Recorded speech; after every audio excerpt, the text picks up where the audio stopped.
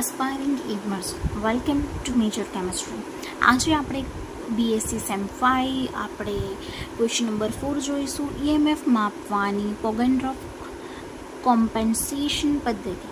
Okay, તો આ જે પદ્ધતિ છે એની અંદર પહેલાં આપણે થોડી સ્ટેટમેન્ટ્સ આપી દઈએ, પછી એક નાનો એવો બેટરી જેવો ડાયાગ્રામ છે એ ડ્રો કરવાનું રહેશે.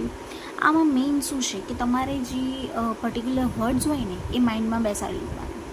એકના એક વર્ડ્સ છે એને યુઝ કરતા રહેશો. થોડા પોટેન્શિયલ, વોલ્ટ શું છે એ બધું યાદ રાખી લો તો તમારો ક્વેશ્ચન બની જશે. સ્ટાર્ટ કરીએ.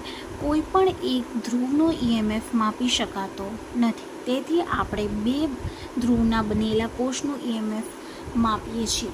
ઓકે, જ્યારે આપણી પાસે કોઈ પણ એક સિંગલ ધ્રુવ છે, એટલે કે આપણે આગળના ક્વેશ્ચનમાં જોયું હતું કે જેની અંદર એક રેફરન્સ માટે કેલોમલ કે એવો કોઈ પણ એડ કરવામાં આવતો હતો ને પછી એક આખો કોષ બનાવવામાં આવતો હતો. એટલે અહીંયા પણ એવું કહ્યું છે કે એક ધ્રુવનો ઈએમએફ ના માપી શકાય.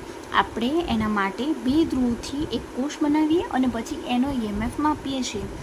કોષના એક ધ્રુવનો ઈએમએફ જાણતા હોય તો એથી બીજા ધ્રુવનો ઈએમએફ ગણી શકાય છે.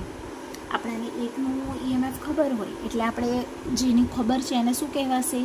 રેફરન્સ ઇલેક્ટ્રોડ કહેવાશે, રેફરન્સ ધ્રુવ કહેવાશે. તો એ ખબર હોય તો આપણે બીજાનું શોધી શકીએ છીએ. ઈએમએફ માપવા માટે પોગેન્ડ્રોફ કોમ્પન્સેશનની પદ્ધતિ, આ ઇંગ્લિશમાં પણ લખજો, નો ઉપયોગ કરવામાં આવે છે. આ પદ્ધતિમાં અજ્ઞાત એટલે કે અનનોન ઈએમએફનું બહારથી જ્ઞાત ઈએમએફ સાથે સમતોલન કરવામાં આવે છે.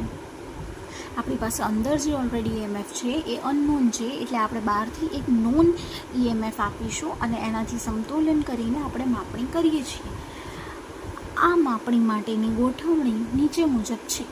ઓકે, તો એ ગોઠવણીને આપણે કંઈક આ રીતે જોઈ શકીએ છીએ.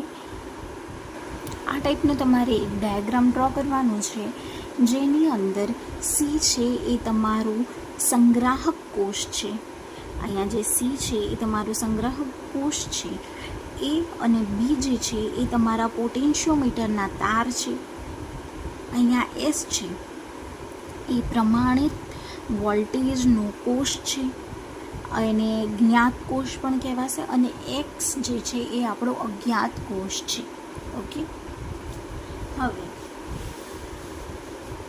આગળ જોઈ લઈએ કે સી એ સંગ્રાહક કોષ છે, તેને પોટેન્શિયોમીટરના તાર એબી સાથે જોડવામાં આવે છે. તાર એબીનો અવરોધ વધારે હોય છે. આ બધું તો તમારે ડાયરેક્ટ સ્ટેટમેન્ટ્સ જ છે, તમારે ખાલી યાદ રાખવાની છે. હું બોલું છું એને સાથે સાથે સાંભળો એટલે તમને યાદ રહી જશે કે એસ એ પ્રમાણિત બેન્ચિનનો કોષ છે. તેઓના ઈએમએફ 25 ડિગ્રી સેલ્સિયસ ઉષ્ણ તાપમાને 1.0186 વોલ્ટ હોય છે. તેઓ જ્ઞાત કોષ છે. એસ છે એ જ્ઞાત કોષ છે. જી એ ગેલ્વેનોમીટર છે. આકૃતિમાં બતાવ્યા પ્રમાણે જોડાણ કરવામાં આવે છે. પહેલાં દ્વિમાર્ગ કણની મદદથી એસને સર્કિટમાં મૂકવામાં આવે છે. ગેલ્વેનોમીટર શૂન્ય વિદ્યુત પ્રવાહ દર્શાવે છે ત્યાં સુધી સંપર્ક તારને એબી ઉપર ખસેડી બિંદુ ડી શોધવામાં આવે છે. હવે અજ્ઞાત કોષને સર્કિટમાં મૂકી ગેલ્વેનોમીટર શૂન્ય વિદ્યુત પ્રવાહ દર્શાવે છે તે બિંદુ ડી શોધવામાં આવે છે. આગળ આપણે જોઈ લઈએ કે એક ઇક્વેશન આપ્યું છે કે જેનાથી આપણે થોડું સમજીએ કે અજ્ઞાત ઈએમએફ એક્સ ભાગ્યા જ્ઞાત ઈએમએફ એસ બરાબર તારની લંબાઈ એડી ભાગ્યા તારની લંબાઈ એડી. સોરી, આ એડી ડેશ છે, અહીંયા બે ડી હતા ને, એક ડી અને એક એ ડી ડેશ. તો એથી લઈને ડી અને એથી લઈને ડી ડેશનું જે છે એની સાથે ભાગી નાખીએ તો આ સૂત્રની મદદથી અજ્ઞાત ઈએમએફ એક્સ શોધી શકાય છે. બસ, તો આવી જ રીતે આપણે પોગેન્ડ્રોફ પદ્ધતિનો ઉપયોગ કરીને ઈએમએફ શોધી લીધું.